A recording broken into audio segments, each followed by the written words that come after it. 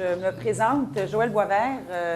Je suis l'associée directrice du bureau de Montréal de Gowling WLG, mais ce n'est pas à ce titre ce matin que je vous parlerai, mais à titre de modératrice et d'avocate qui pratique en litige et qui pratique aussi particulièrement en arbitrage.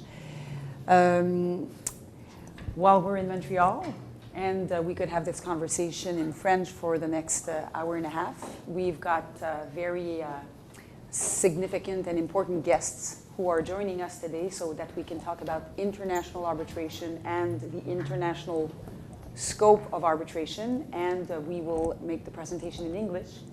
So I am joined with Tom Price, my partner from our London and Birmingham offices in the UK.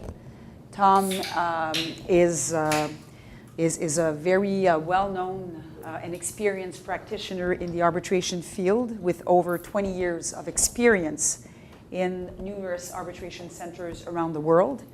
He spends much of his time acting on behalf of clients in the energy and natural resources sectors. And of course, his clients range from state-owned industry to owner-managed businesses and individuals. As you may know, Gowling's, as it was then called, joined Graham in February of 2016. So we've celebrated a year of our combination. And we are very happy that we combined with Graham based in Europe and in the UK with offices around the globe, because we are now a law firm with 1,400 professionals around the globe in 10 countries and 18 cities. And this provides us with the opportunity to have a better understanding of what's going on around this big planet and join our forces and our expertise with that of our colleagues from outside of Canada. And Tom is a colleague with whom we've developed relationships in the last year. Our discussions with Graham, of course, started before February 2016, but our combination is confirmed since then. And the objective that we've had in Canada is to ensure that we have an alignment with the expertise of our professionals in other offices so that we are able to address issues for Canadian companies, Quebec companies, that have repercussions outside of our borders. We all know that life no longer is dealt with within borders. Any business that has activities deals with businesses from around the world. So the fact that we are now an international firm enables us to address those issues with a broad understanding of the topics, issues, and problems. So Tom is joining us, and I'll explain how we'll proceed. I also want to present to all of you another of our special guests this morning, and we're very happy to have Tanya Solon join us. Why? Because she will be speaking about something which we've not heard a lot, I think, in Canada, which is third-party funding for arbitration proceedings. And this is going on. This has started elsewhere in the world, and we thought it would be relevant for people in the business world, whether it's in-house counsels or people involved in business transactions, to have an understanding of what's going on with respect to third-party funding pertaining to international arbitration. Tanya has a decade of experience in third-party litigation funding, and before that, experience as a commercial litigator in Sydney, Australia, and then in London. She's the Chief Investment Officer at Bentham IMF, and I will ask her later to tell us what Bentham IMF stands for and what it does. And she is, in our view, at the forefront of introducing to the Canadian market the third-party funding principles that have been successfully started elsewhere around the planet by Bentham. To this end, Tanya was responsible for the arrival of Bentham in Australia at one point, and she'll be able to explain to us what Bentham is all about and what's third-party funding. So that's basically the presentation of those who are here today. The agenda is as follows. So first of all, we expect to be done by 5 to 10, so that you are able to deal with your other obligations today. So we will try and stick with the time. If you need to leave earlier, we understand. And please feel free to do so. We will not be offended. We understand that you have other obligations, and we're very happy and grateful that you've joined us this morning. So I will ask Tom to provide you with an overview pertaining to international arbitration and the latest trends.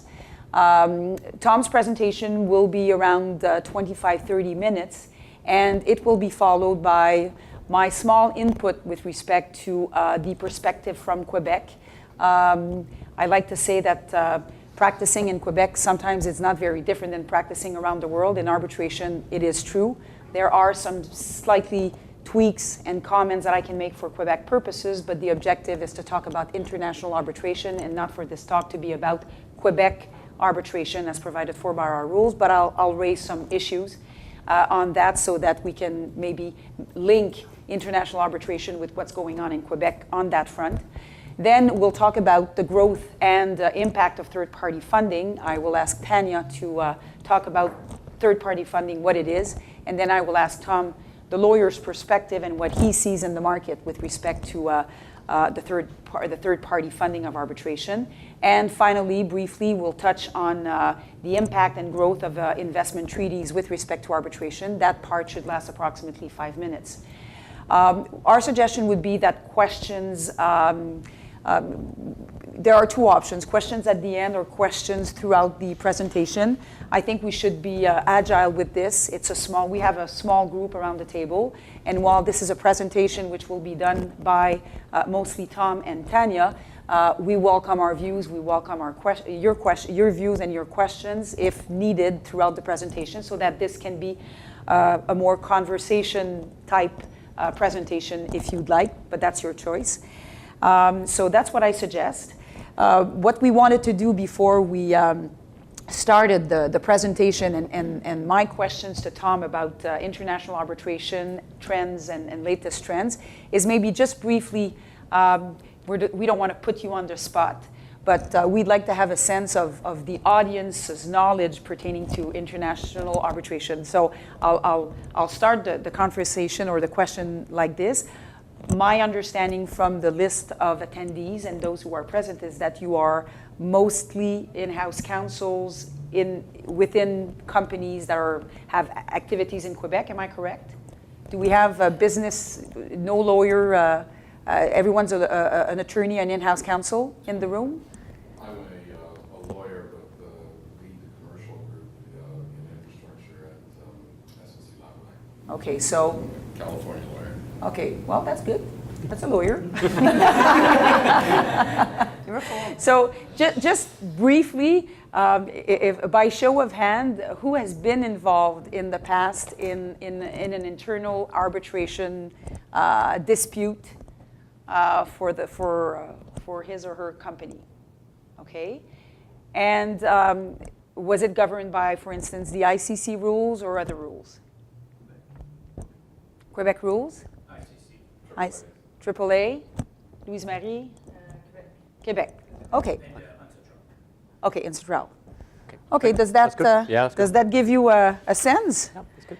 Okay, well, then what I suggest is that we start, and Tom, maybe even though most of you understand and have been involved, most probably in international arbitration, in order to have a successful conversation about the topics, what I would ask Tom is to start us off with maybe the big question, which is, what is international arbitration? What does it stand for?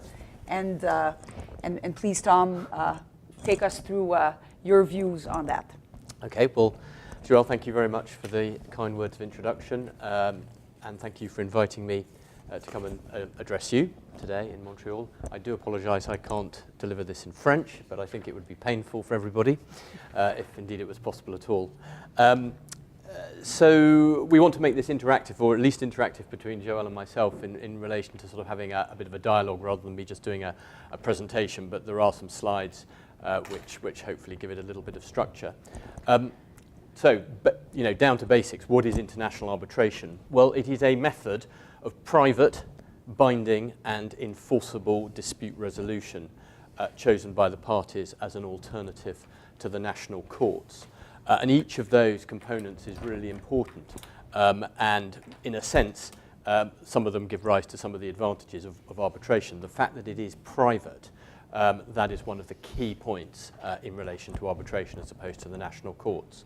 The fact that it's enforceable, it actually is effectively the parallel to court proceedings.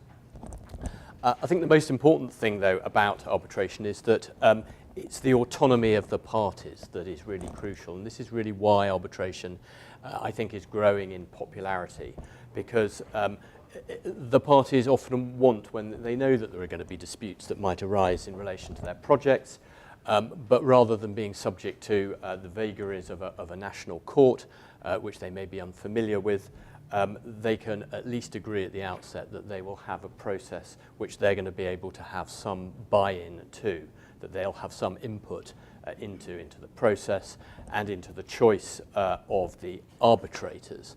And that's another really important aspect of an international arbitration. It's this idea that you can choose your own tribunal. I mean, that advantage probably varies depending on what the alternative might be in terms of a national court. So in some countries, you have in the commercial field actually no commercial court at all. You'll just have a general civil court, and you may have 300 judges, and it'll just be a lottery as to which judge you might get to decide your dispute. In England, that's less of a lottery, because if we're talking about the commercial world, we have a sophisticated commercial division of our High Court, and the commercial judges are experts in the fields that come before them. But that is not the case in every country. And so one of the big advantages of arbitration is that you get to, I say, choose your tribunal. It's not quite as straightforward as that, as you'll know.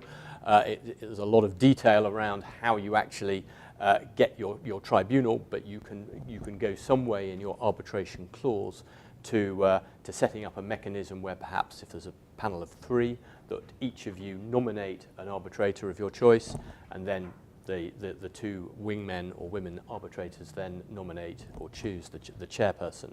So there is, as I say, some buy-in to who your arbitrators are going to be.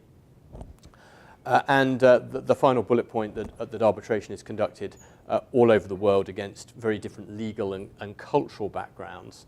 And I think, again, it's a statement of the obvious, why is international arbitration? And I am talking predominantly about international arbitration, if I can just make that distinction. I can't talk for Canada, and Joël will. In England, domestic arbitration is not particularly common, actually. If we mean by domestic arbitration an arbitration between 2 domestic parties, 2 English parties, tends not to be that common. And the reason for that is because the parties are generally happy with the English courts. And why would you go to arbitration? The perceived advantages, and I'll come on to the advantages, are not there for domestic arbitration. But for international arbitration, it's a very different matter, much more popular. And of course, the reason for that is, and a statement of the obvious, massively increased international cross-border trade, and that's where international arbitration comes to the fore. And I'll come to the reasons for that in a moment. So specifically in line with what you just said, have you seen a change recently whereby more and more companies choose to pursue resolution of a dispute via arbitration? And why do you explain this trend, if there is? Well, I think that, I mean, the clearly is, and the English experience is that there is, well, just to get out of the way, is there a question about whether there's an increase in international arbitration? And the answer is yes, there is. There's empirical evidence of that. You only have to look at the figures of the cases that are going through the ICC and the LCIA in London, the London Court of International Arbitration. In fact, so much so that the English commercial bar and the judges have indicated there has been some concern or disquiet that maybe if the rate of arbitration continues at the rate it does, there will be less cases. There are obviously less cases going through the commercial court, and therefore less opportunity for those judges to make law. And of course, that is how the law is made. And a concern that some of the very big areas of the law in insurance, shipping, and international trade is now being dealt with behind closed doors. So there's a bit of a question mark about that. Why is there an increase in international arbitration? I think that as international trade exponentially increases, people are seeing the benefits of those, of the ability to have your own tribunal, the skill of the arbitrators. Enforcement is a massive issue, and so we'll come to that in a moment, but enforcement in international arbitration is probably, I would say in my view, is the key advantage of why you would want to arbitrate rather than to litigate. So if you have an award under an international arbitration, you can take it, and we'll come to this later, to pretty much, to at least 150 countries in the world that are party to the New York Convention and enforce it there. That can't be said about litigation judgments. And there are an increasing number of fields of commerce which are looking to arbitration. So traditionally, arbitration has been the domain of large projects, infrastructure projects, oil and gas, natural resources. But now there is an increasing uptake in relation to IP disputes, pharmaceuticals, tech, all of those sorts of areas, which historically have not actually looked at arbitration very much. And then the one big area where still I think arbitration is slightly underrepresented, financial services, in which I still think you see predominantly court clauses. And I think the reason for that is that, and again, we'll come to this later, in arbitration it's quite difficult to get summary judgment. And banks and financial institutions, I think, like the idea that they may be able to at least have the option of some form of summary process. That's open for debate. Mm-hmm. Is there such thing as a standard international arbitration in all those topics and fields that you've discussed? And do the same rules apply? How does that work? Is there such a thing as a standard arbitration? No, there isn't. One of the advantages of arbitration is that it's not standard. But having said that, there are ways that you can structure it. So, and forgive me if people know this, but there are two types of arbitration.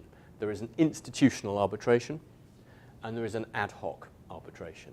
Institutional is where you choose an institution who will run your arbitration and will have a set of rules that you will be governed by. So classically, the ICC. Sorry, which rules are the most used? ICC, LCIA? I think it would be difficult to say worldwide, because you'd have to have knowledge of every single arbitration going on all over the world. But I think up there as the most common will be ICC, institutional, LCIA, SIAC, Singapore, China, AAA. Those would be the most common. And so you have the institutional rules and the institutions themselves that administer, or you have an ad hoc arbitration, which is that you've agreed to arbitrate, but you don't have any rules, you don't have any institution, and the parties, in conjunction with the arbitrators, decide the procedure, and the arbitration proceeds in that way. And then there is a sort of hybrid, which is where you have a set of rules, and it's commonly the UNCITRAL rules, but no institution, and that's pretty common as well. And that's a sort of hybrid. But within that sort of overall framework of ad hoc and institutional, no, there's no such thing as a standard arbitration. I mean, an ICC arbitration will predominantly run one much like another, but there is still huge variations in the process, and much of it is down to the actual tribunal and how they like to deal with it once you get beyond the initial stages of the arbitration. I've put up there on the screen which I don't expect people to read, it's really just there for reference, which is to do with the arbitration clause, because this all starts with the clause. The arbitration, as I said, is a consensual process, and its genesis is in the arbitration clause in your contract. And the one message I would like to get across today, if I leave you with That's my last question. You're ahead of me. It's okay. Well, we I can, was going to ask we- if you were not going to talk about it now. we can say it twice. Okay. If you take away one point today, it's that you want to think about, this is all about when it all goes wrong, but you want to be thinking about that when you're doing the deal. And you want to be looking at the arbitration clause right at the outset, not at 3 o'clock in the morning when you're just about to sign it, and really work out what it is that you want. Do you want to arbitrate, or do you actually want to go to the national courts? And once you've worked out that you are going to arbitrate, if that is the answer, what do you want your arbitration clause to say? And you can start off with a sort of a standard, and forgive me, this is going to keep sounding like I'm just talking about England, but that is my experience and expertise. You can start off and get off the internet the standard ICC arbitration clause, or the LCIA, or the AAA, but you need to don't just stick that in. You need to give it some thought and really work out what it is that you want to do, and talk a bit more detail about the variations to that. And on that point, and Tanya, maybe you'll jump in as well. The experience, Tom's experience, my experience on the Canadian and Quebec perspective is that, unfortunately, whether we like it or not, the arbitration provision in the contract is usually something which is discussed very briefly and not thought through. Whether or not it's right or wrong, that's not the question. The question is that's usually how an arbitration clause is included in an asset purchase agreement, a share purchase agreement, or any kind of commercial agreement between two parties. And in the litigator's view, for all of us who arbitrate and assist clients in arbitration processes, the comment and in French we say constat that we find is that there has been no discussion about that when it was time to deal with the contract, and usually clients are really not knowledgeable about how this will proceed, and going forward, and our takeaway about arbitration is to really have really think about this, because you are stuck with the arbitration after when it goes sour, and you can't change. And because it's a consensual provision, there are some thoughts to be given with respect to the choice of the institution. So why ICC? Why not others? There can be some provisions about who will be the arbitrators when it's a very technical matter, when it's a very significant matter in oil and gas, in energy. There are some provisions that can be thought of in advance, which will provide the best arbitration provision possible, given the expected litigation that may arise out of significant projects and transactions. And Tanya, on the third-party funding aspect, what's your view on what's our recommendation with respect to an arbitration clause, and why you put arbitration in the contract?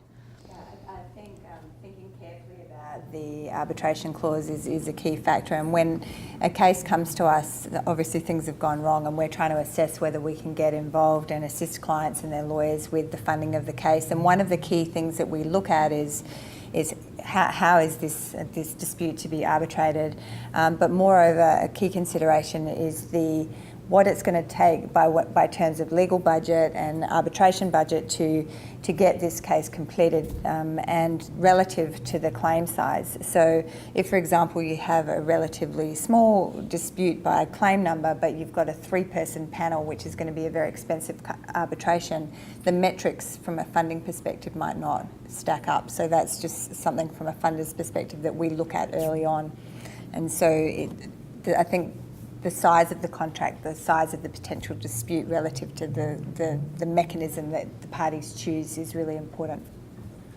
There's no, I mean, the important point to have in mind is there's no such thing as a right answer to an arbitration clause. I do get asked by my corporate colleagues in our firm quite frequently. They'll say, well, should we have an arbitration clause here? You know, I've heard about arbitration. I'm told it's good now and it's the thing, you know, so should we have an arbitration clause? And the answer is, well, it depends, which isn't very helpful. But then we have to take them through it, and I think it's a lot to do with what is the nature of the deal that is being done, where are you likely what will the dispute end up being about? Is it going to be very technical? Is it something where you're going to probably want, as I say, the expertise of arbitrators?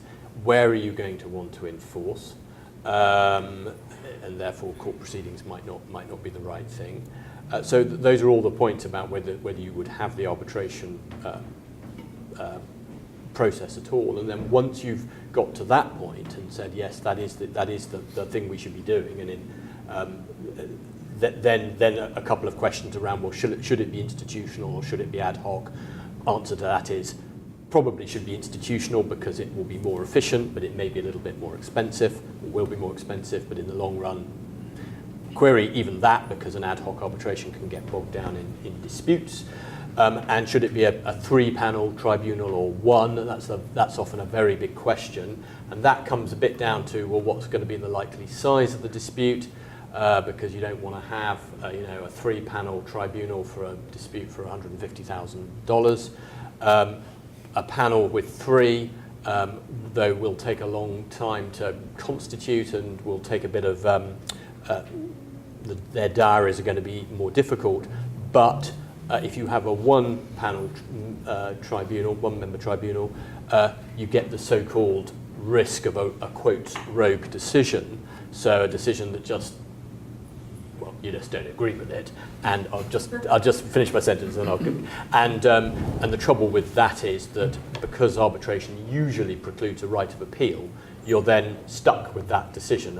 I'm talking about a decision that's not so off the wall that you can't challenge it for some sort of there's something odd going on, but you're just stuck with it. So those are the kind of issues. Sorry, I just saw 2 questions. So that's a pretty standard clause that we see in various agreements. But to what extent should you negotiate how the proceedings will unfold? Like, for instance, discovery rights, depositions. Because what we're finding in my organization is that I've faced 2 large-scale arbitrations, over $500 million each. Yep. We're in defense, and basically the plaintiffs want to reproduce what's in the court system.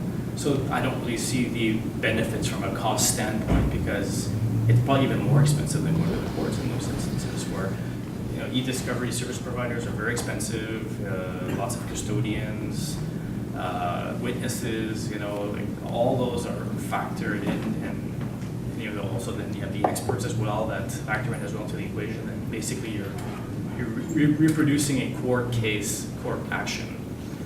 So someone has suggested maybe you should negotiate in detail already in your contract what exactly are the parties' rights in terms of all those proceedings. But it can cut both ways, though. That's what I struggle with. It's a great question. It raises a multitude of issues. I don't think you tend to see very often clauses which deal in that kind of level of detail, because that's almost going down 2 levels of detail. The first level of detail is sometimes you do see parties who try in the arbitration agreement to lay out what at least the general process will be. So, will it be, will you have a kind of what we would call a US or UK style where you have pleadings at the beginning, then you have the facts through discovery or disclosure, and then witness statements and expert evidence. That's one way of doing it, and the way that I'm comfortable with. Or do you have the sort of the civil law, continental Europe method of you have a memorial and you just shove everything in at the beginning, expert evidence, the whole lot, and then you reply to that, and it's almost like sometimes ships passing in the night that you haven't quite isolated the issues, and then you have a second round of memorials. So people sometimes do to get that into the arbitration clause. The trouble with doing that is that you're sort of in a way, you're slightly circumventing the rules, and I think the difficulty is the more you put in your arbitration clause, there's a danger that the more actual dispute you're going to have later on in terms of satellite procedural litigation. Because if you have a clause and you stick all of that stuff in, and then you say it's going to be governed by the ICC rules, the tribunal will say, well, I've got these ICC rules, and I've got power to decide anything. Yes, you've agreed things previously, but there's a question mark about whether I can overrule that. So, I mean, it's a great question, and you're going even a step further about laying out sort of e-disclosure protocols, and you know, I can't say that's the wrong thing to do, but it's a minefield. Agreed. He says unhelpfully. And your question and the comments go back to the initial point. I think businesses need to understand when they choose arbitration and refer to ICC or other institutions what that entails, what are the usual processes that will be followed, what will be the rights of the arbitrators, because once the process has started, there's an automatic, you get into the process. If it's ICC, then it's the ICC rules and the rights of the arbitrators. And so at least if there's comprehension in advance of what the provision provides for and will trigger if there is litigation, then there's a conscious decision and less surprises down the road, instead of just putting in something and not having thought through whether or not this process fits with the nature of the expected litigation that we foresee. And to that point, for ICC, there are costs involved. You Oh, have a absolutely. filing fee of $5,000, then you have to pay the advance on costs, and you know, It's the a- advance it's on a- cost is fixed on the amount of the quantum, so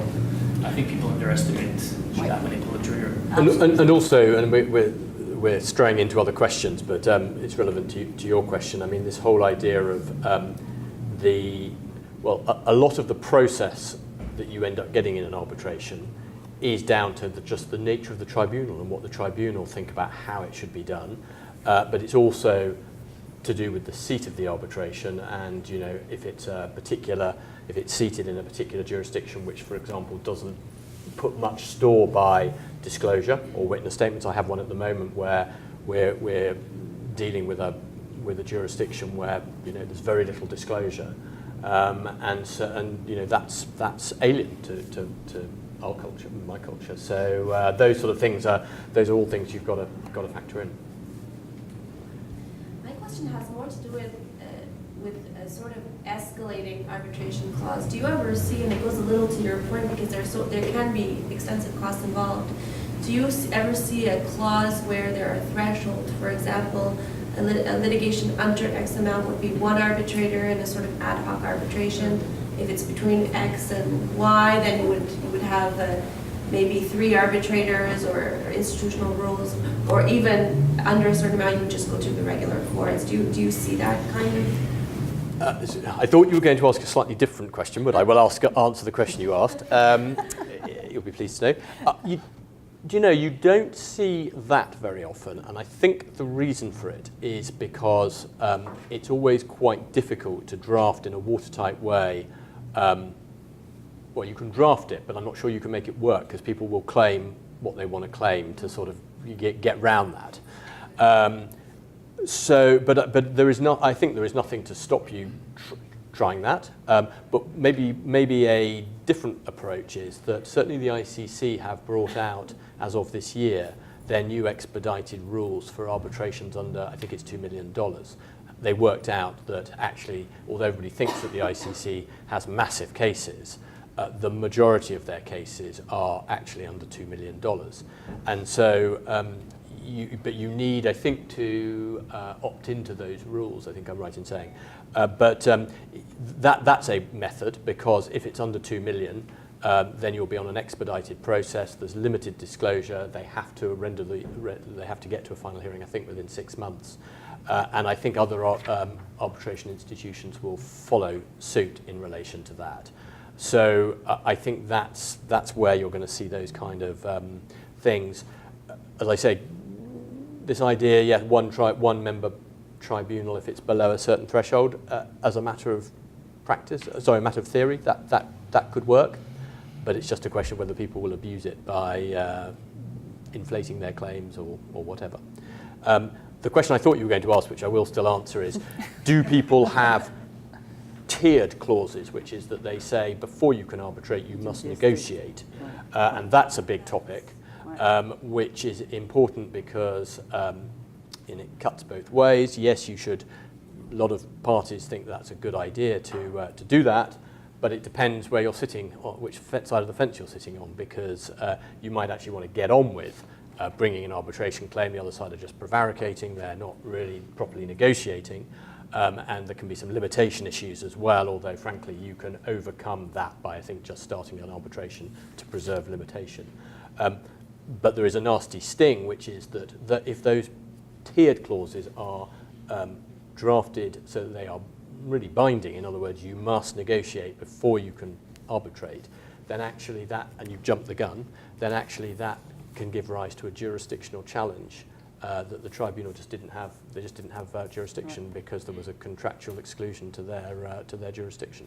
And I have seen those kind of clauses, and the one that I had to deal with recently worked, I think, because the rules were very precise for the pre-arbitration mediation, where there was a notice that had to be sent, you had a certain delay to reply, and so on and so on. And you escalated before... Exactly, so it was easy sort of to paper and to prove that you'd followed the process. So to your point, I think it can be messy, but I think those clauses work when you're very precise about the procedure. I see them often. There's a little internal process, business to business. Then you escalate to a higher CEO level, and then if it fails, arbitration. I've seen those in numerous types of agreements. That's done in practice anyway, right? It's like I've seen that, and myself I find that a bit useless because in practice it's been done anyway before to go into a formal process. People discuss for months, weeks for months, and so that will be done. So as well, you may want to put that in, but you must ensure that because it's not necessarily all the arbitration rules that allow you to go to get injunctive relief.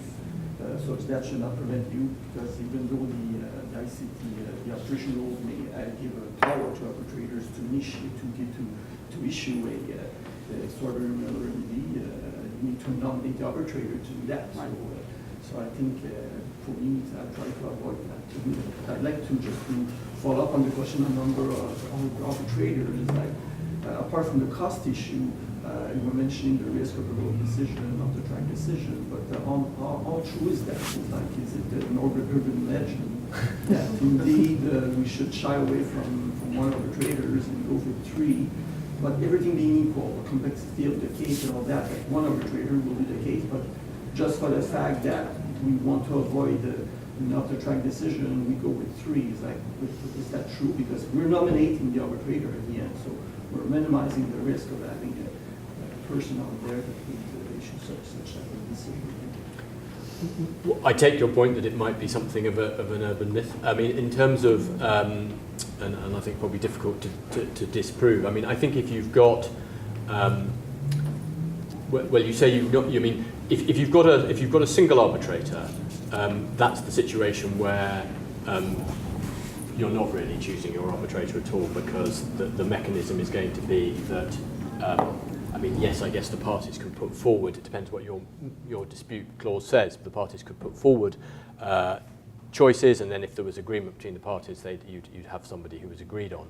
But I think that's quite rare. I mean, normally with a sole arbitrator, you're going to end up with somebody who's been chosen by the institution, the LCIA court or the ICC court. You can use a mechanism if indeed you elect from the outset to have one arbitrator, that the mechanism to choose the arbitrator will be from the list provided by both parties, and going to the body to nominate. We actually have an arbitration clause in our funding agreement, and we pre-designate 3 arbitrators with subject matter expertise so that the parties are comfortable, and you just go down the list. Yeah. But the trouble comes if you can't schedule with those people, and then you end up with some other process to choosing.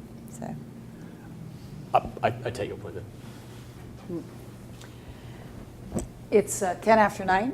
So we need to cover some ground before we get to third-party funding. But that's good, because I know, but we've covered. So we've covered it. Let's go try and go back on our agenda. So we've talked about arbitration. 2 things I want to touch on, Tom, is basically where does it matter where we arbitrate, and is arbitration in one forum the same as the other one? But once we get to that topic, I want to talk about confidentiality, which is a big issue surrounding arbitration. So is there confidentiality? Is there not? And And what's the status around that topic? Okay, so where should you arbitrate? We can deal with this. This is the so-called seat. So the seat is the legal home of the arbitration. It's not necessarily where the hearings are, usually is, but that's just a physical thing where the hearing is going to be. So the seat is important, and the seat is important. And it's important for two reasons. One is that it dictates where the award needs to be given, handed down, for the purposes of whether it's given in a New York Convention state for enforcement purposes. So that's one reason. And the second, and perhaps, well, that's an important reason in itself, but the other reason is that the seat dictates what is the legal system that will effectively govern the arbitration. I don't mean govern it in the sense of the rules, because let's assume you've chosen some institutional rules. On top of those rules, it is the legal system that supports the arbitration. So pretty much I think every country will have some form of arbitration act which sets out mechanisms to support the arbitration. And so the seat will tell you which arbitration act you're looking at and which court is going to have the supervisory powers. And those courts and those acts tend to deal with things such as how do you appoint a tribunal if you've managed to conceive a situation where you didn't manage to agree it in the arbitration clause. It will set out usually what the court can do in terms of trying to support an arbitration, like giving ancillary relief, injunctive relief, in what circumstances can that be given. It will set out what the rules are about challenging awards, because if you want to challenge an award, you tend to challenge it in the courts of that particular country.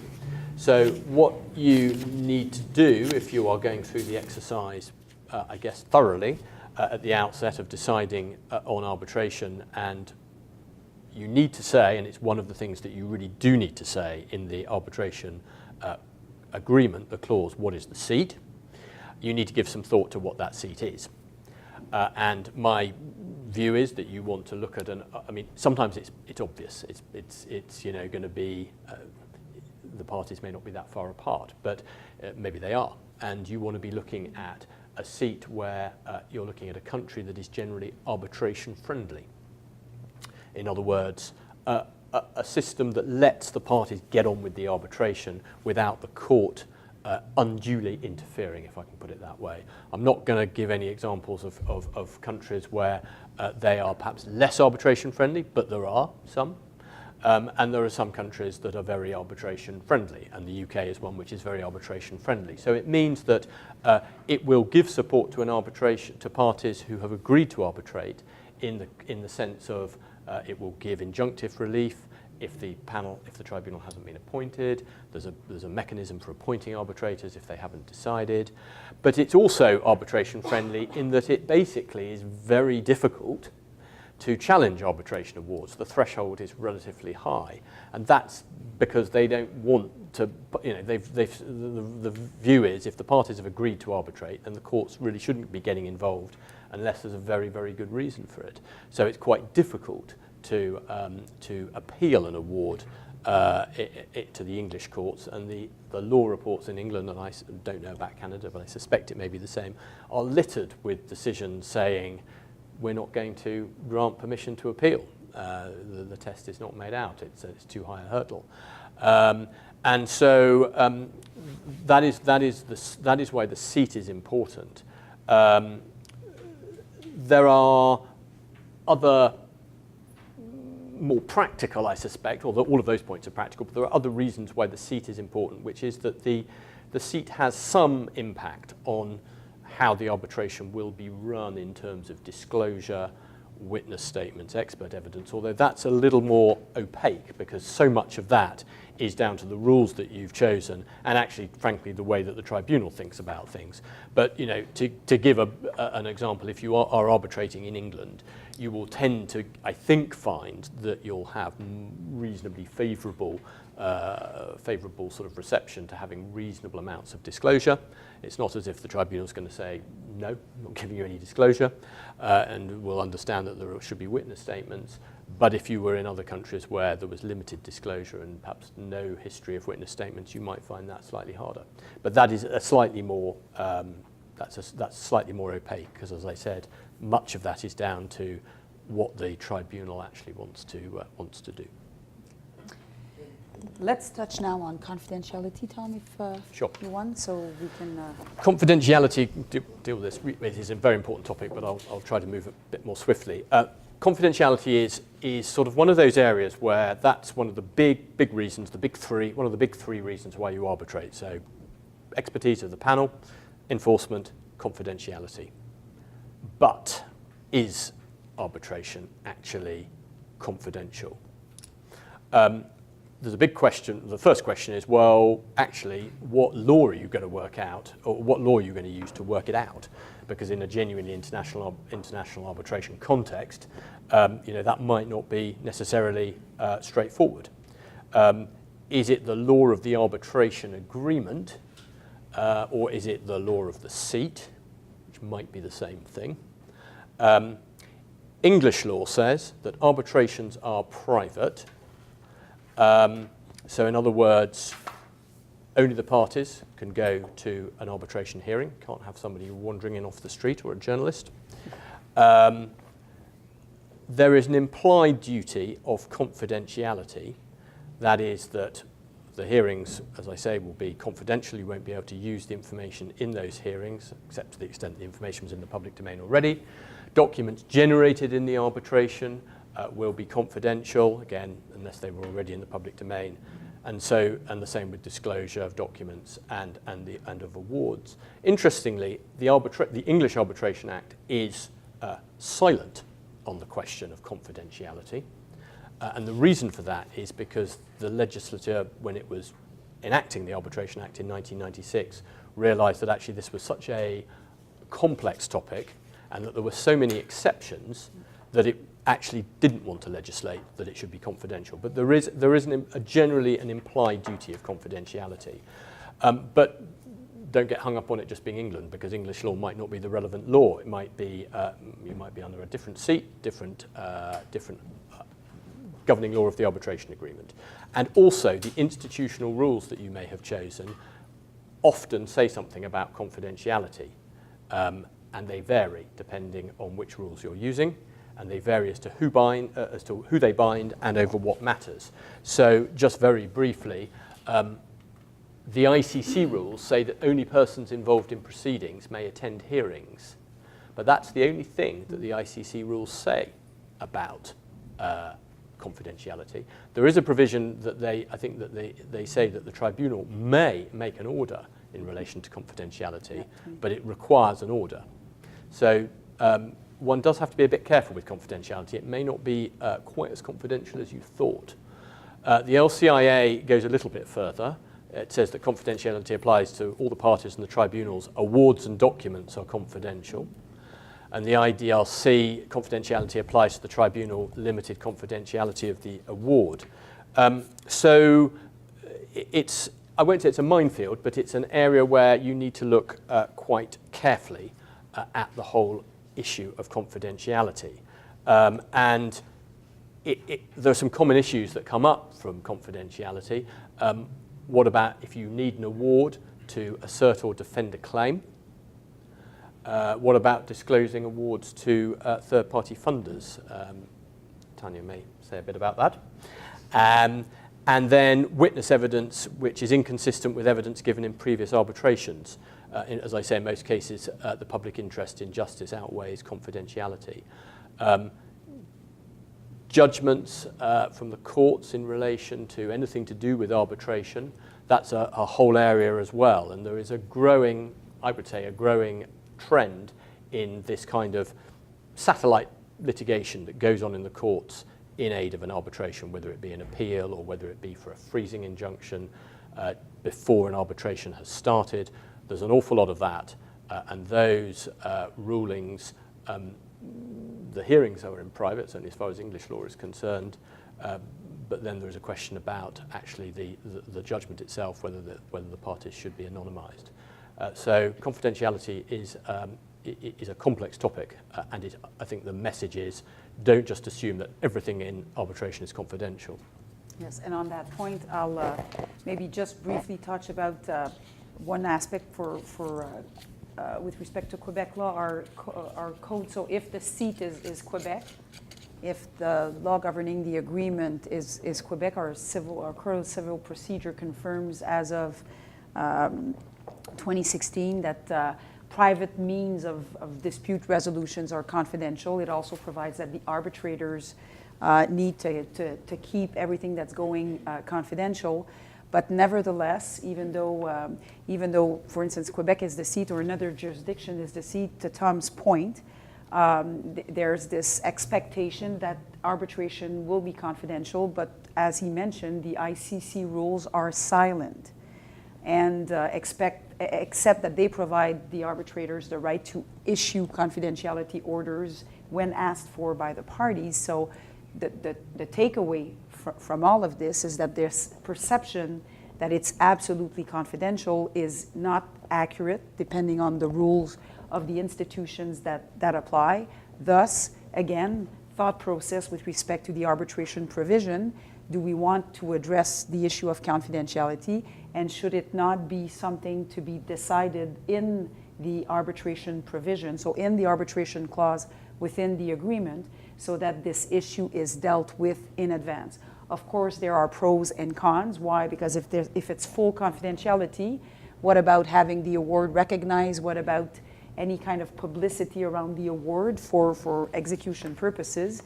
But still, confidentiality is something that can be thought about when drafting the arbitration provision, so that there's a decision made as to whether or not we want to make sure that the provision really outlines that the arbitration process, the proceedings, the testimonies, the exhibits will be kept confidential by the parties, blah, blah, blah. It's something to consider if you want to avoid the future issues about that.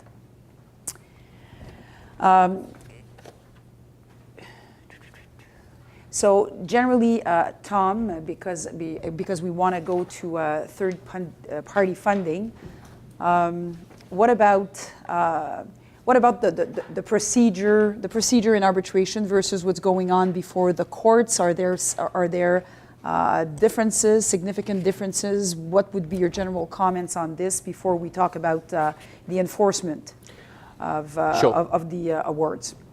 I'll be very brief on this because we're running out of time. I mean, for me, the thing that really I actually think that in terms of process, arbitration and certainly the English court system, there is almost like they're becoming very, very similar to each other. Arbitration used to be, the idea was that it was a quicker, less formal way of resolving a dispute. I'm not for a second saying that corners were being cut, but that the idea was that you didn't do just what you did in the court process, and that there was much more flexibility and so on and so forth. I think that certainly my experience, and it may not be replicated across the piece, is that international arbitrations now tend to be a little bit more similar. Certainly the ones that are seated in London tend to be a bit more similar to a High Court trial. And that is because, in part, I'd say the main difference is in relation to disclosure, actually. Disclosure in international arbitration has, for a long time, often used something like the IBA rules on the taking of evidence in international arbitration. So rather than the parties either not disclosing anything or disclosing everything they have, it's done by means of request. So you basically disclose the documents you rely on, and then the other side asks for documents that they think you've got that might not be helpful to you, and the tribunal will make a decision if there's a dispute on those. And that's how the IBA IBA rules on taking evidence work. I think it's regarded that that's pretty successful and pretty sort of not standard, but often used. And that's definitely more restrictive disclosure than you would get in a standard case in the UK. But actually, the UK courts are beginning to work out that disclosure is sort of taking over and is making a lot of litigation unbelievably expensive. And so there is some move to try and move some disclosure in the English courts to something akin to the IBA rules. So I think the actual difference in process is narrowing, actually.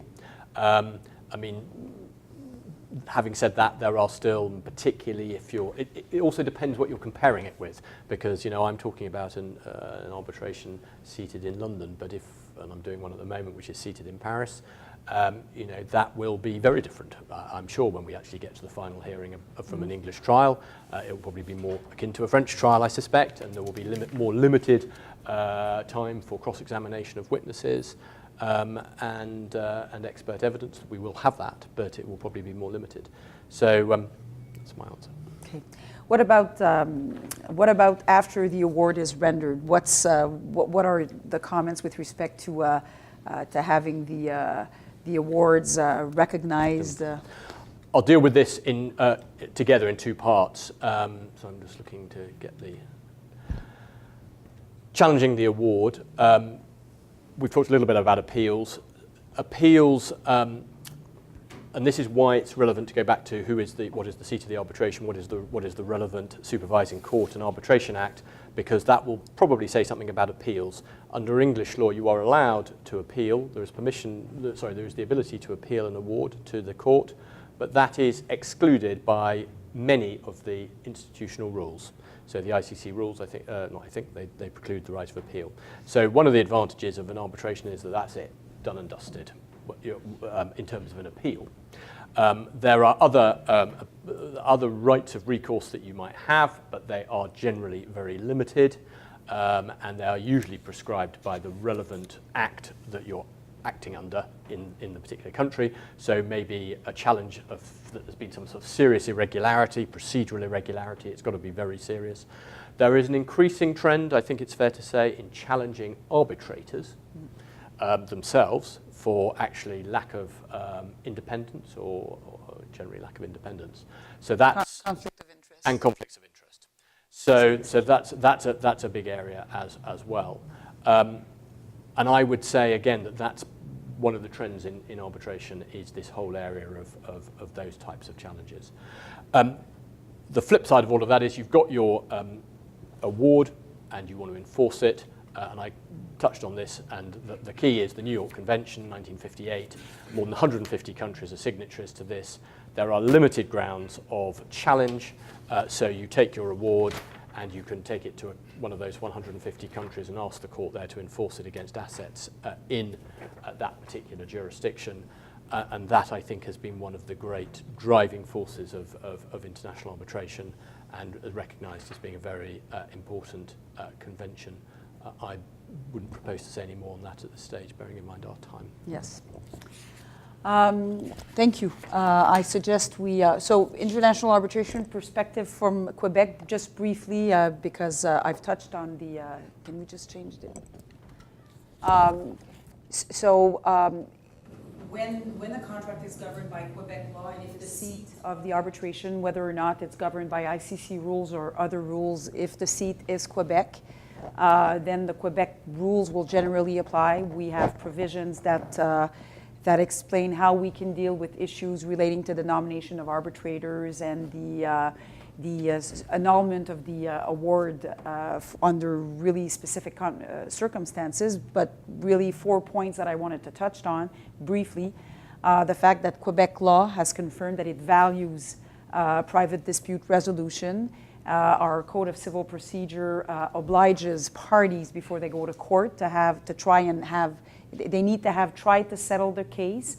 And as a commercial litigator before the Quebec courts, the Canadian courts, and someone who practices in arbitration, whether it's national or international arbitration, the Quebec courts will require will ask us if we've tried to settle, if we've tried mediation, and if we are willing to look at arbitration before they hear us. That's the new trend before the Quebec court. So there's a positive view by our legislator pertaining to arbitration.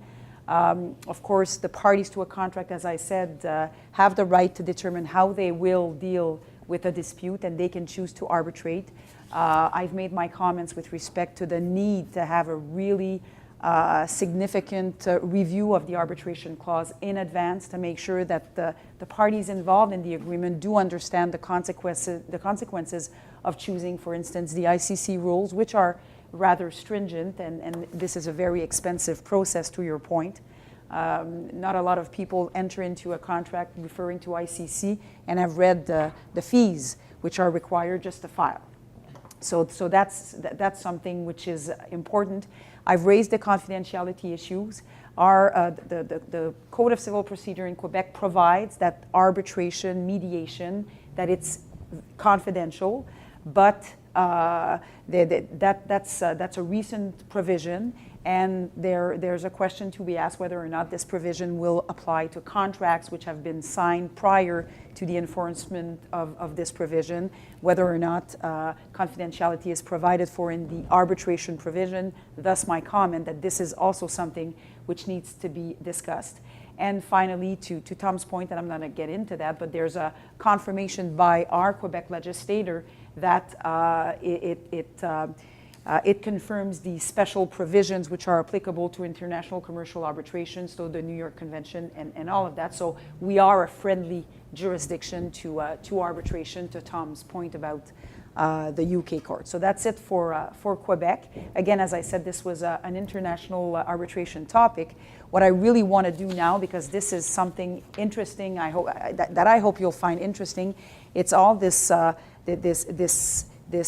third-party funding of arbitration. So we've got Tanya here, who is, as I said, your title, I'm just don't want to not Chief Investment Officer. Chief Investment Officer at the Bentham IMF, and we've secured approximately 15 minutes to talk about the third-party funding part, and we're good on the clock. So Tanya, first of all, would you tell us what Bentham IMF stands for, what it is, a bit of its history, what's third-party funding with respect to arbitration, and basically how does that work? And so Tom will intervene as well within that section to give us a better understanding of what this is. So please, so what's Bentham IMF? So the Bentham part of it comes from the English legal philosopher Jeremy Bentham, who, amongst other things, spoke about access to justice, and the company is an access to justice for-profit company. We were listed on the Australian Securities Exchange in 2001, so we've been going for 17 years. We've also have operations in the US for the past 6 years, and 18 months ago I moved to Toronto from Australia to set up the Canadian operations. And the IMF part of Bentham IMF stands for Insolvency Management Fund, which is really the genesis of our business. And so we funded a lot of claims of insolvent estates, and there's a natural fit there. As you imagine, there's a company that's gone into external control. It might have had claims against third parties that they just could not pursue because there was no assets in the estate. So that was really the genesis of the business, and from there we started to move into into commercial disputes and funding litigation, funding arbitration for companies and individuals who primarily needed the financial support. And there's a natural fit in a David and Goliath space where the litigation funder can level the playing field and assisted David to bring a litigation or an arbitration against a Goliath. But I think as the litigation funding market has matured in overseas jurisdictions, we've seen an increasing interest of more sophisticated and well-resourced companies and entities who are looking to litigation funders to assist them in pursuing their disputes, either through litigation or through arbitration, in a cost and risk-free way, or to manage the cost and risk around what is inherently a very risky enterprise. And we had a recent chat with a CFO of a company out west who was looking at using our services, and he'd not heard of litigation funding before. He'd been referred to us by his financial advisors, and I think that's a very common thing in Canada. It's a brand new concept, and he said, well, look, litigation is just another asset that the company holds. It's a contingent asset. We use finance for all areas of our business. We'd never pay outright for a building or for a fleet of cars or for our plant and equipment, so it makes sense. So we look at external sources of capital to monetize our litigation assets if that's the way that we want to go. So there's a bit of background. As I said, it's very new in Canada. When we came to this market 18 months ago, there had been some litigation funding activity, mainly in the personal injury space, also a little bit in the class action space. But over the last 18 months, we've been educating the market. And our first case, which is a patent dispute, is being run by Joel's colleagues out of Ottawa for Gowling. So we're really delighted to have that case up and running and to be making some law in Canada about how this very new concept is going to be working. But in broad strokes, the litigation funder is going to cover all or part of the legal costs, so the lawyer's fees as the case goes along, all or part of the disbursements.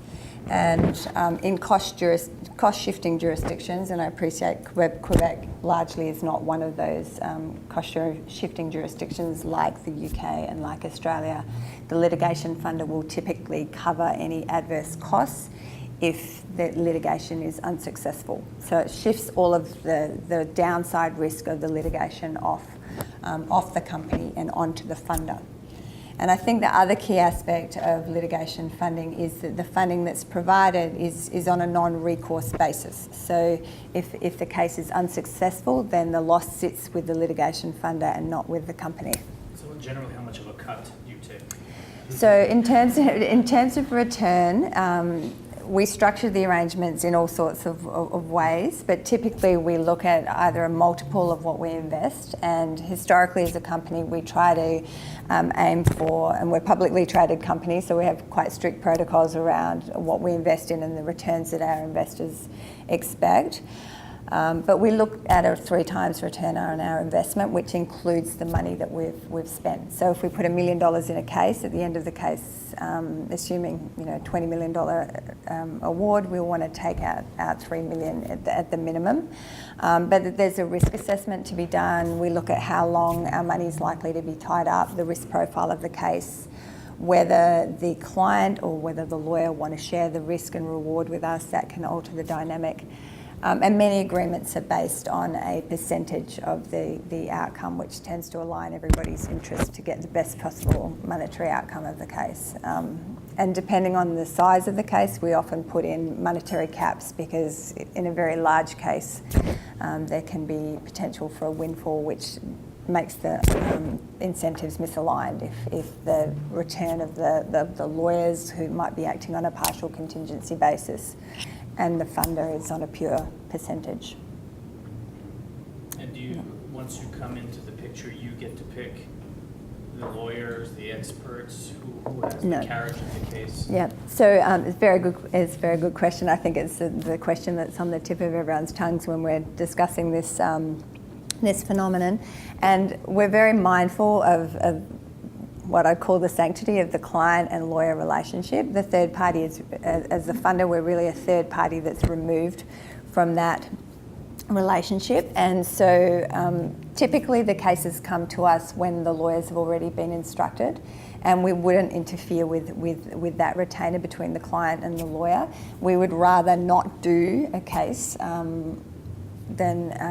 because we had concerns about the lawyer, than seek to interfere. So we've had a couple of cases where For example, recently we had an intellectual property case, and that lawyer didn't have the expertise that we felt was required, and we said to the lawyer, would you co-counsel with someone with the expertise? And he was quite delighted to do that, and I think that took a lot of stress off him, actually. But if that lawyer had said, no, I'm fine, I can do this, then we would have said this case isn't for us.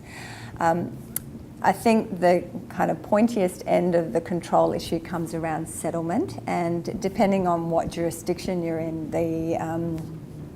what the local courts have allowed in terms of funder control is quite variable.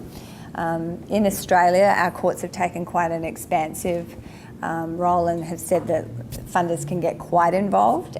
We actually don't want to do that. We work with great lawyers, and we really have to trust them to know the minutiae of the case and to provide the advice. But I think overall we work as a strategic sounding board.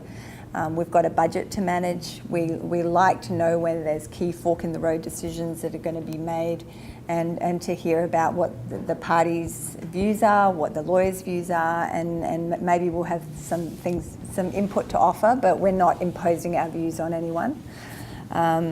And settlement is a big issue. So under our agreement, and it will depend where we're operating, but in Australia and what we're seeking to emulate in Canada, and hopefully we'll never have to come to a situation where this becomes a subject of judicial consideration.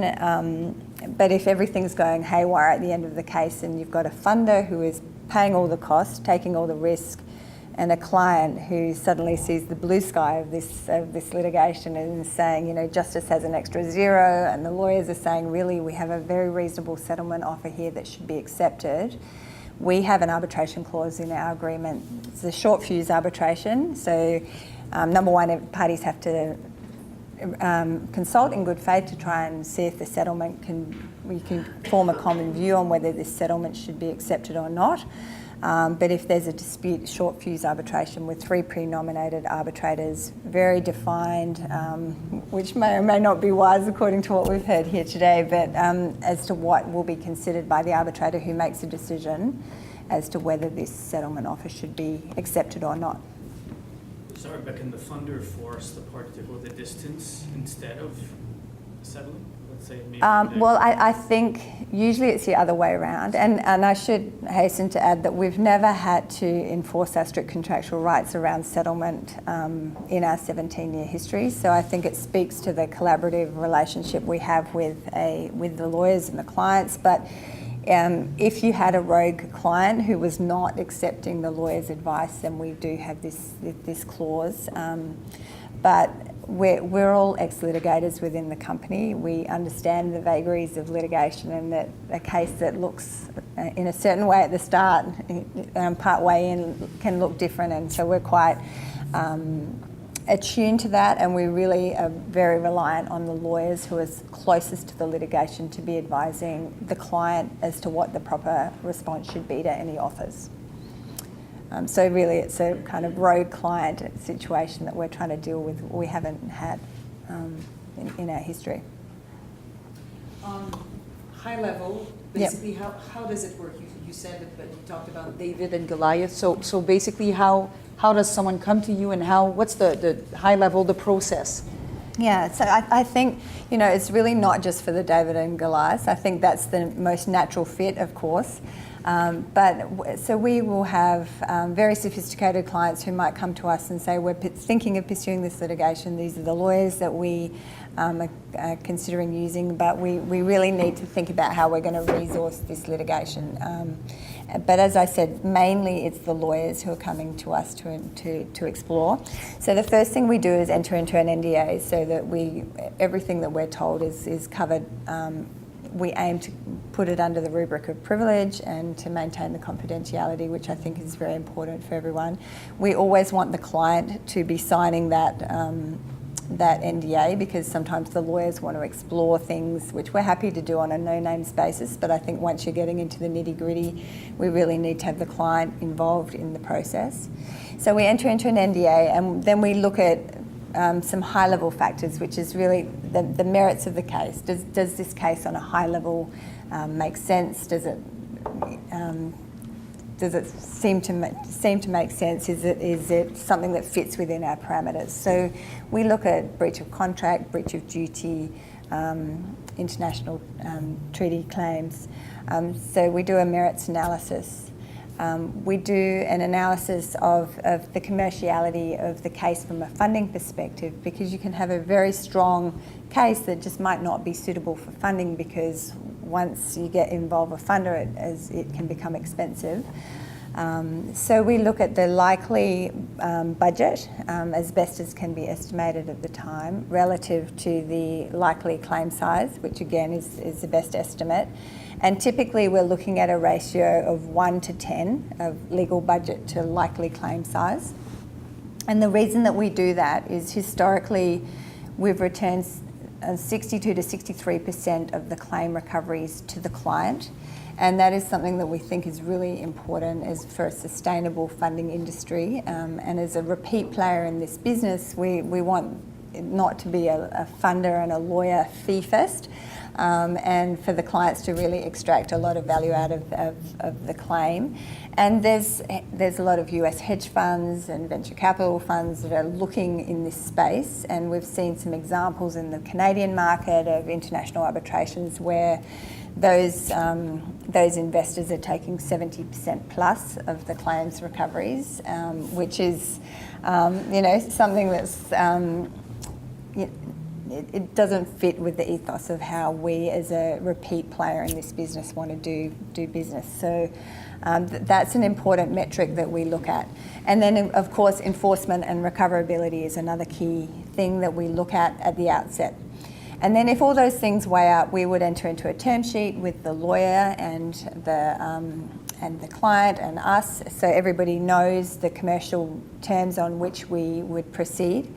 That's a non-binding term sheet except as to exclusivity, so we will ask for a period of exclusivity to look at the claim in detail, so usually 30 to 60 days depending on the nature of the case, where we will do a really deep dive into the case and make sure that we can recommend it to our investment committee. In that process we often will get second opinions. If the quantum case needs some work and there's an expert that needs to be engaged, we can do that. If there's a complex technical area, we can also engage with those experts at that time. And then if we get comfortable, then we have a 5-person investment committee who we report to, and we'll make a decision as a company as to whether we want to make the investment. The investment committee includes a retired judge, so we have lots of different perspectives in relation to our investments. So just in terms of the modelling, it's overall a very flexible solutions. We fund single cases, we fund portfolios of cases for clients, so there might be a group of cases, and really the due diligence on those cases that we would do would be less involved, but we do a bit of due diligence on all of the cases, and we can cross-collateralise our return from each of the cases, which means it's a less risky proposition for us, but our returns are generally less. But that's been less of a feature of litigation funding up until now. It's been more of a single cases. So on the single case basis, we really can step into the shoes of the client in terms of billing and pay all of the costs, all of the disbursements and the fees, any adverse costs orders, or there's all sorts of risk sharing arrangements that we can do with clients and with law firms where the risk and reward of litigation can be shared. And what we've seen as quite an attractive model in the Canadian market is where I don't think lawyers in commercial cases are 100% comfortable with doing complete contingency arrangements, but maybe the lawyers will carry part of their fees on a contingency basis in return for a small uplift. The client may pay some of the disbursements, we'll pay the balance of the legal costs, And it really aligns everybody's interests. And I think from a client perspective, having your lawyer say, yes, we'll carry some of the fees is quite compelling because they are really believing in the case. It's a completely different dynamic that's available than just paying the lawyer on an hourly basis. So that's the funder's view. On the lawyer's side, Tom, what do you see with respect to third-party funding pertaining to arbitration? I think what third-party funding does is it takes away all of those evils, if you like, of the relentless monthly bills that you see in a piece of litigation or arbitration that once it's started. It's not just the relentlessness of those bills, it's the unpredictability of them, and most clients, as I understand it anyway, their complaint about bills is not necessarily the size of them, although that's probably something to do with it, but it's the unpredictable nature of them and perhaps the lack of transparency. And so, and the fact that, to a large extent, a case takes on a life of its own once it's started, and the other side may have an army of lawyers and are just running up huge costs which you have to meet. So I think that litigation funding fills that or addresses that angst. It's also, we haven't got time, I don't want to go into too much history, but there have been other ways of trying to fund litigation and arbitration other than just paying your lawyers the hourly fee, and I don't mean just on having a fixed fee for the case, because that has its challenges as well. But what about paying the lawyers a conditional fee where there's an uplift on the fees if you're successful, but nothing if you're not? And that was very popular in England actually for probably about 20 years, sort of through the 90s and early 2000s. But that's fallen out of favour because you now cannot recover the uplift from the other side. And so there's now no particular benefit in doing that. And contingency fees have never really caught on in England. Whether I don't know really why that is, because, well, I do know why it is, but I don't know why there's a disparity between that and the US, for example. But our regulations don't make it very easy because they have to be a complete contingency fee. You can't have a partial contingency fee, and also there's some difficulties around getting out of the agreement. The regulations make that rather difficult. So contingency fees aren't really an option either, which then leaves you to third-party funding, and so that's why it's growing. And the other reason is, which may lead us neatly to the last bit, is that there is a growing market in investment treaty claims, and this might seem quite rarefied. Shall I go to this bit? Is this a moment to go to this? I'm not going to take you through my slides on investment treaties. You'll be pleased to know we're right in the last 5 minutes. But this may be of interest only to some of you, none of you, but we'll keep it short. If you've got an investment into a particular country, you may end up having a contractual claim against your counterparty for something. So you've invested in a power project in Venezuela, and there may be issues that arise out of that, and you have a contractual claim against your counterparty. But there may be some form of expropriation by the government, and that expropriation isn't necessarily, but it might be, sending the military in, but that's usually a bit unsubtle, but I have seen that in some cases. Obviously we all have. It can be creeping expropriation. It can be withdrawal of licenses. It can be increasing tax audits. It can be all sorts of things. And that leads to a potential claim against the government of that state. And these are all based on, nowadays, tend to be based on investment treaties between that state and the state of the investing entity. And in history, a lot of these claims have been based on state support guarantees and such like, but now they tend to be more based on bilateral and multilateral investment treaties. And there has been an explosion of the number of these treaties. And the key is, and what these cases tend to be about is, do you have a qualifying investment? And the definition of the investment is in the treaty. and they are usually very broadly defined. So it's not just, the fact that you've invested in a power plant or whatever. It may be a license, it may be a contractual claim, some sort of intellectual property claim. Do you have a qualifying investment? And has there been a breach of the standards that you would expect? And those standards are also set out in the treaty and tend to be things such as fair and equitable treatment, non-changes in the law, and so forth. And then the key to all of this is that those claims are then subject to an arbitration provision, and very often that arbitration provision, the arbitration provision is laid out, and in some cases may be before ICSID, the Centre for Settlement of Investment Disputes, run by the World Bank. And that is all I want to say on investment treaties, in the sense that there is a growing number of those, and that's the direct effect of the growing number of investment treaties that exist.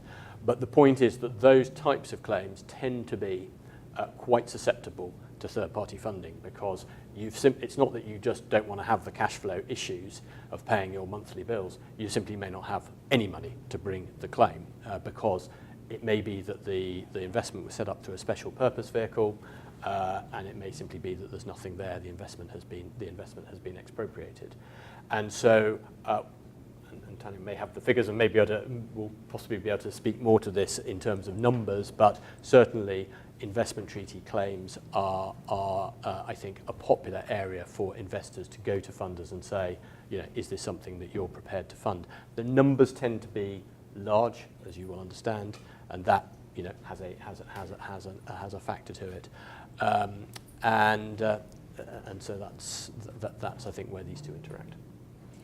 I don't have any precise numbers, but I do agree that there's been an increasing trend. I think from a funder's perspective, the key issue for those types of claims is enforcement, and we've seen a number of these types of claims with positive outcomes against South American countries, but how you collect is quite another thing, and there's funders who really specialise in that, who have in-house capacity. But if you're going to work with a funder for that type of claim, you've got to make sure they have that capacity, or they can partner with someone who does.